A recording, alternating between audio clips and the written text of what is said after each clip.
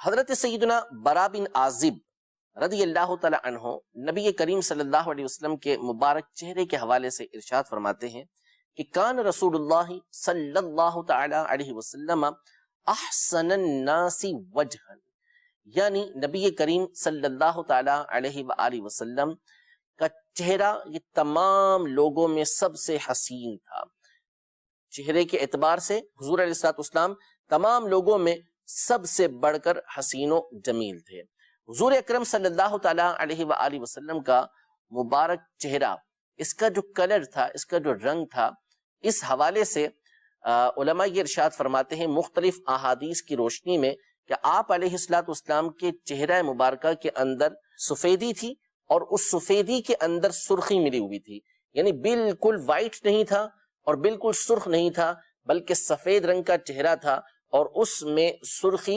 یہ ملی ہوئی تھی جو بڑی خوبصورت اور بھری معلوم ہوتی تھی۔ اور اس وجہ سے نبی کریم صلی اللہ تعالی علیہ وآلہ وسلم کا چہرہ مبارکہ یہ چمکتا ہوا نظر آتا تھا۔ اس لیے آپ کے چہرہ مبارکہ کی ایک صفت بیان کی گئی ہے، کان رسول اللہ صلی اللہ علیہ وسلم